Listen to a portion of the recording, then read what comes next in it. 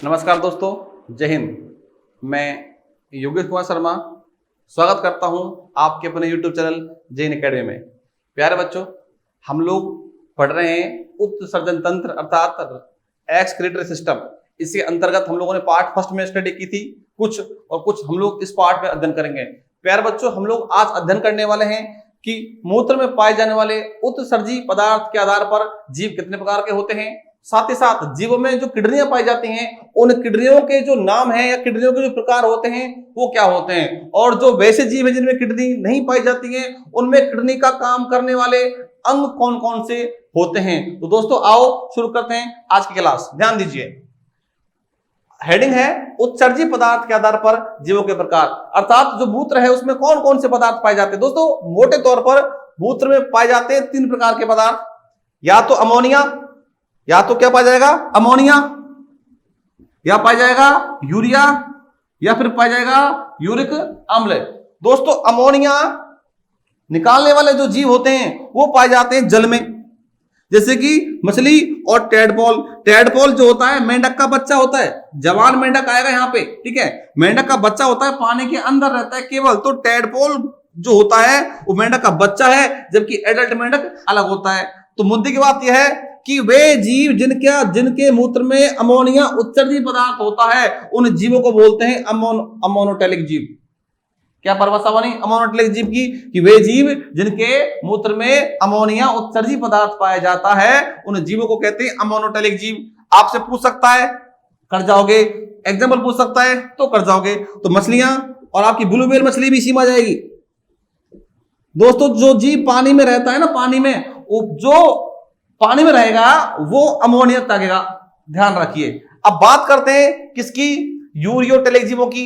देखो जो जीव जिनका उत्सर्जी पदार्थ यूरिया होता है उन जीवों को कहते हैं यूरियोटेलिक जीव, ठीक है जी। एग्जांपल स्तनधारी, हम लोग गाय भैंस कुत्ता भी है, इसमें हाथी भी है, सब इसमें आ जाते हैं। तो ध्यान रखोगे स्तनधारी जीवों को लेके यूरिया उनके मूत्र में पाया जाता है, उनको कहते हैं यूरियोटेलिक जीव। और एक और आपका एडल्ट मेंढक जो होता है वो भी आपका कैसा होता है? यूरियोटेलिक होता है। क्वेश्चन पूछ लेता है कि बताओ निम्न जीवों में से कौन सा जीव है जो यूरियोटेलिक नहीं है, या कौन सा है जो यूरियोटेलिक है? तो क्वेश्चन आपके सामने है, आंसर भी आपके सामने है। अगला पॉइंट आता है कि जिन जीवों का उत्सर्जी पदार्थ यूरिक अम्ल होता है उन जीवों को कहते हैं यूरिको। ये यूरियो है, ये यूरिकोटेलिक जीव। एग्जांपल के लिए पक्षी और सांप। दोस्तों जो पक्षी होते हैं उनमें मूत्राशय अर्थात पेशाब को इकट्ठे करने वाला जो अंग था मूत्राशय, मैंने आपको बताया था लास्ट वीडियो में, वो नहीं पाया जाता है। बिकॉज अगर मूत्राशय होगा तो पेशाब धीमे धीमे इकट्ठा होगा और पक्षियों में वजन बढ़ेगा, और वजन बढ़ने से क्या होगा? बेचारे उड़ नहीं पाएंगे। दोस्तों अब बात करते हैं कि इनमें से ज्यादा विषैला कौन सा है और कम विषैला कौन सा है। अगर मैं विषैले प्रकृति की बात करता हूं तो अमोनिया जो होता है वो सर्वाधिक विषैला होता है। इतना विषैला होता है कि इसको त्यागने के लिए जल की आवश्यकता होती है। अरे तभी तो जो जल के जीव होते हैं वो अमोनिया का त्याग करते हैं। अमोनिया सर्वाधिक विषैला होता है। उसके बाद नंबर आता है यूरिया का, उसके बाद नंबर आता है यूरिक अम्ल का। तो आपसे पूछ सकता है बताओ जो विषैली जो प्रकृति है उसका क्रम क्या है?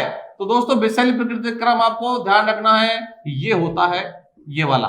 आपसे पेपर में पूछ लेता है, आप इसको ध्यान में रखोगे, आप इसको नोट डाउन कर लीजिए। आगे चलते हैं बच्चों, आपने एक क्वेश्चन हमेशा किया होगा कि अंडा आई या पहले या फिर मुर्गी आई पहले। तो उस कंडीशन में हम लोग जो होते हैं जवाब नहीं दे पाते हैं, लेकिन मैं आज आपको बता देता हूं उसका सटीक आंसर क्या है। दोस्तों अगर मैं बात करता हूं किसी जीव की उत्पत्ति की, तो कोई भी जीव है जो पृथ्वी पर है, संसार में है, उसकी उत्पत्ति होती है पानी से, अर्थात ना आया अंडा पहले ना आई मुर्गी पहले। एग्जाम्पल के लिए अगर मैं एक रोटी के टुकड़े को थोड़ा सा हल्का सा गीला करके डाल दूं तो उसमें कीड़े पड़ जाएंगे। वो कीड़े कहां से आए? क्या उन कीड़ों को पैदा करने के लिए उसके माँ बाप आए? जी नहीं। आप डब्बे को बंद कर दो फिर भी कीड़े पड़ रहे हैं उसमें। तो दोस्तों उस कंडीशन में हम लोग समझ सकते हैं कि वो कीड़े जो उत्पन्न हुए हैं वो ऑटोमेटिक बने हैं, नमी के कारण उत्पन्न हुए हैं। तो दोस्तों नमी मतलब जल, तो जल में ही है जीवों की उत्पत्ति का राज जो छिपा हुआ है। तो प्यारे बच्चों जब ब्रह्मांड का निर्माण हुआ था जब अनुकूल माहौल बना धरती माता पे जीवों की उत्पत्ति के लिए, तो उस समय जो हमारे पृथ्वी पर जल था, उस जल से सभी जीवों की उत्पत्ति हुई है। तो दोस्तों सबसे पहले बात करते हैं कि जो जल में जो जीव पाए जाते हैं वो होते हैं सबसे पहले आने वाले, पैदा होने वाले, ठीक है। और वो जो जीव होते हैं वो कम विकसित होते हैं, लेकिन जैसे उनको हजारों साल, लाखों साल, करोड़ों साल होते हैं, वो विकास करते जाते हैं, करते जाते हैं, करते जाते हैं। और ध्यान रखोगे कि जो जीव जल में होते हैं, मैं यहां लिख देता हूं कि जो जीव जल में होते हैं वो सबसे कम विकसित होते हैं, और जो जीव थल पर होते हैं, इस थल पर अर्थात जमीन पर होते हैं, वो सर्वाधिक विकसित होते हैं। दोस्तों तो देखिए, आपसे पूछ सकता है कि विकास का क्रम क्या है, तो जल से थल की ओर होता है विकास का क्रम। तो आपसे पूछे कि बताओ मछलियां विकसित है या हम लोग विकसित हैं, आप कहोगे सर हम लोग विकसित हैं। बताओ मेंढक विकसित है, हम लोग विकसित हैं, आप बोलोगे सर हम लोग विकसित हैं। सांप विकसित या हम लोग विकसित, हम लोग विकसित। अगर ऐसे में बोलूं पक्षियां हैं या हम लोग हैं, तो पक्षी हैं विकसित लेकिन हमसे कम विकसित होते हैं। आपसे पूछे सर कि पक्षी विकसित है या फिर मछलियां, तो आप कहोगे सर पक्षी विकसित है, मछलियां कम विकसित हैं। अब बात आती है विकास के आधार की, तो जिन जीवों में हर एक काम को या अलग अलग काम को अलग अलग अंगों द्वारा किया जाता है, वो जीव ज्यादा विकसित होते हैं। जबकि जिन जीवों में एक अल्टरनेट, हाँ भैया एक 2 4 5 काम एक अंग कर रहा है, वो कम विकसित होते हैं। क्या मछलियों के पैर पाए जाते हैं? जी नहीं पाए जाते। ध्यान रखोगे, अमीबा है, अमीबा नाम खूब सुना होगा, अमीबा कोई आकृति नहीं होती, एक कोशिका होती है। तो अमीबा की एक कोशिका, खाना खाना हो, पाचन करना हो, मल त्यागना हो, यूरिन करना हो, चलना हो, फिरना हो, कुछ भी करना हो, बच्चे भी पैदा करने हैं, तो बेचारा एक सेल से करता है दोस्तों, अर्थात एक ही कोशिका है, हजारों काम कर लेती है। इसका मतलब क्या है, ये कम विकसित है, अर्थात ना के बराबर विकसित है। लेकिन हम लोग खाना खाएंगे तो अलग अंग है, देखेंगे तो अलग अंग है, चलेंगे तो अलग अंग है, संतान प्राप्ति करेंगे तो अलग अंग है, ठीक है। इस प्रकार से अलग अलग अंग पाए जाते हैं जो विकसित जीव होते हैं। आप इतना ध्यान रखोगे। अब चलते हैं किडनी के प्रकार पर। दोस्तों जो जीव कम विकसित होगा उसके अंग भी कम विकसित होंगे, जो जीव ज्यादा विकसित है उसके अंग भी ज्यादा विकसित होंगे। अब आप मुझे ये बताइए कि मछली की किडनी होगी जो ज्यादा विकसित होगी या हमारी ज्यादा विकसित होगी? मछली की कम, हमारी ज्यादा। मछली का हार्ट ज्यादा विकसित है, हमारा हार्ट, मछली के हार्ट में 2 चेंबर, हमारे हार्ट में 4 चेंबर होते हैं। तो ठीक वैसे ही किडनी का विकास भी है। जो जीव जल में रहते हैं उनकी किडनी कम विकसित होती है, जैसे जल से बाहर आएंगे वैसे किडनी का विकास बढ़ता जाएगा। अब देखो किस प्रकार से।